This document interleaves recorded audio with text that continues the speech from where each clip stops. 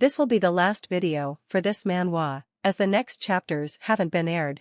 Before the video starts, make sure to watch the previous part to understand this part. Previous part links in the description. Let's begin. As Durand bleeds out and collapses on the ground, Alita watches these events unfold in sheer horror. Distraught, her eyes follow Durand's body as it falls flat on the ground when suddenly, she hears something. Upon looking at her surroundings, she finds Freya Lormont, with his sword unsheathed, standing before her. It is revealed that Freya was the one who killed Durand. Although his words for this Rusclan demon are condescending, he is relieved to see that Alita is safe and completely unharmed. According to his point of view, Durand was using her as a hostage while trying to escape law enforcement. Regardless, he is thankful that Alita wasn't killed by this lunatic. As such, he then turns his attention towards Durand's lifeless body, damning him for killing so many people and still daring to escape atoning for his sins. Freya stomps on the Rusclans and continues to refer to him as a Rusclan demon, stating that if it weren't for the foreign knights, he expresses how he and his people would have to face the worst possible situation if Alita and her team weren't there.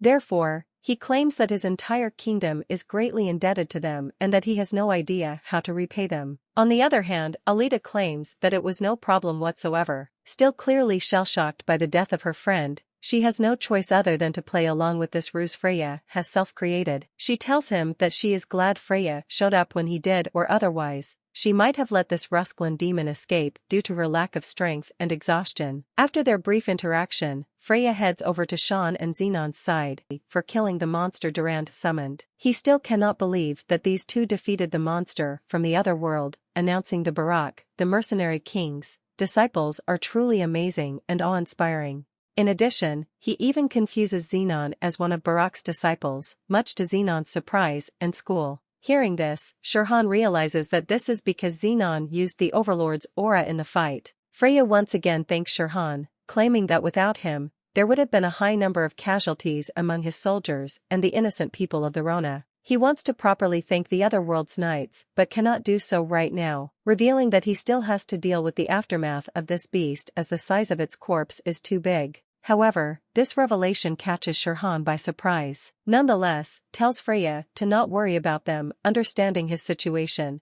and the latter runs off to oversee the management of the monster's corpse. As Freya leaves, he claims that he will set up a party where the Moon Temple will also show their gratitude towards them at a later time. Nevertheless, Shirhan is caught off guard by his earlier proclamation. He doesn't understand why Freya and the soldiers have to worry about cleaning up after the monster when the corpse should just simply disappear once the summoner's heart, Durand, is burned. He understands that the knights of this kingdom should already know about this, and so, he theorizes some more possibilities as to why this could be taking place. First of all, he thinks that they must be extremely wary in recklessly dealing with the body of a crazy tyrant's blood kin. But, all of a sudden, Xenon intervenes after seeing Shirhan in thought. He tells him about something he heard from the other soldiers and tells him about how, apparently, the magicians of the Ivory Tower came and took Durand's dead body with them to the Ivory Tower after freezing it using their powers. But Shirhan finds this act highly suspicious, and he questions just as to why they would have taken authority over the corpse. After thinking about it, he remembers how the magician of the Ivory Tower also appeared during the incident with the Earth Dragon. In addition to this, he feels that the appearance of the Ignis Wolf, Earth Dragon, and Durand must all be linked somehow or the other. Thinking this, he recalls a saying from their auntie which goes like this: the first time is due to one's personality,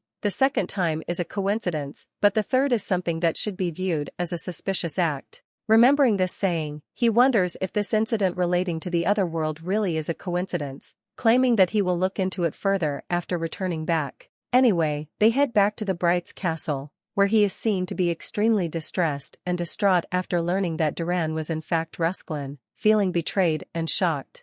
As the foreign knights visit him, they also inform him of their leave, which they are planning soon. Hearing this, Bright apologizes to them for calling them over. Moreover, he wants to call out for a carriage for the knights, but Shirhan tells him that this is not the time to worry about formalities, adding that their destination isn't that far anyways. There, Bright again feels apologetic, claiming that he is truly sorry. Furthermore, he states that he will contact Dina again, who is also perplexed after seeing Bright's current condition, at a later time. In addition to all this, Shirhan finds that Alita is nowhere to be seen, learning from Dina that she has gone to her room in order to retrieve something she had forgotten there.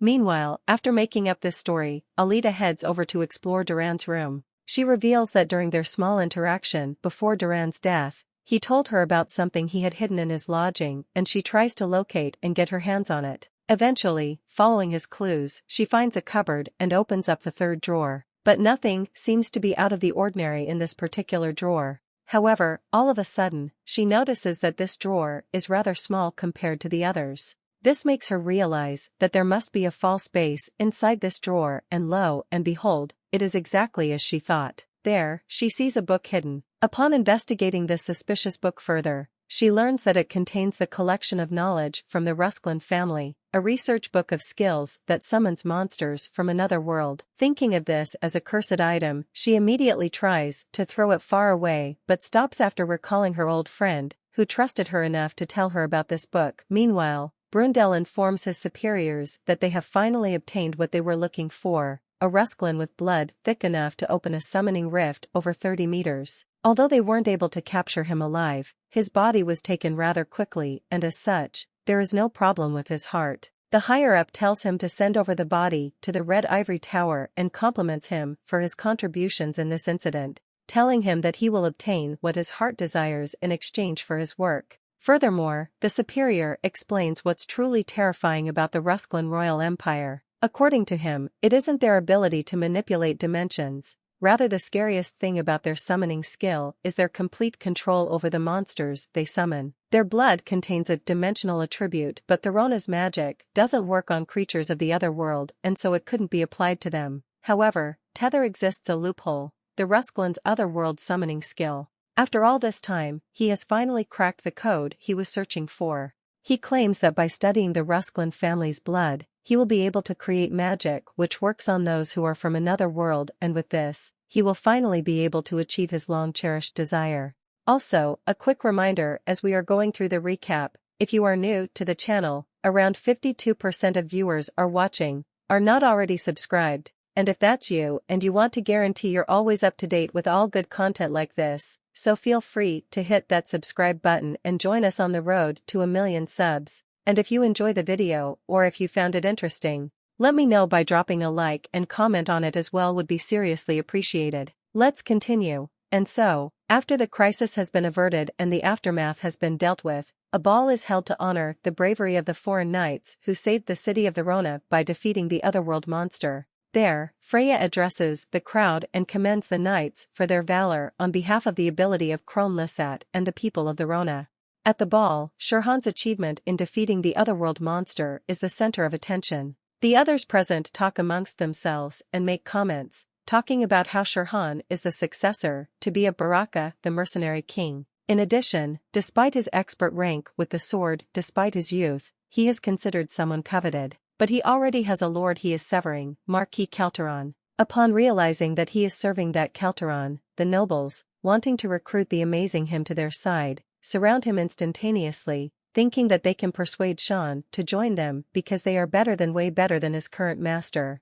And so, with this ball, Shirhan has grown extremely exhausted. Ever since the ball ended, he has been continuously contacted by nobles from all across the kingdom. Meeting them all, day after day, Shirhan is already tired from all of this. However, Xenon asks if this situation is alright, asking if the rumors of them being the mercenary king's disciples are spreading too much. Even though Shirhan replies that at least this amount of fame is required for him to approach the king. Despite being glad to have made some connections with the nobles, Shirhan is also worried that Sean Stein is getting too famous. But, suddenly, Alita walks into the room. She reveals that Shirhan is not the only one getting approached, rather along with him the others are as well. Alita herself, after using Arcane Blast once, has been surrounded by nobles who think that she is a magician who is capable of using 7th floor magic and is getting a scouting proposal from everywhere. Not only that, but Xenon has also now been dubbed as the second disciple of the mercenary king.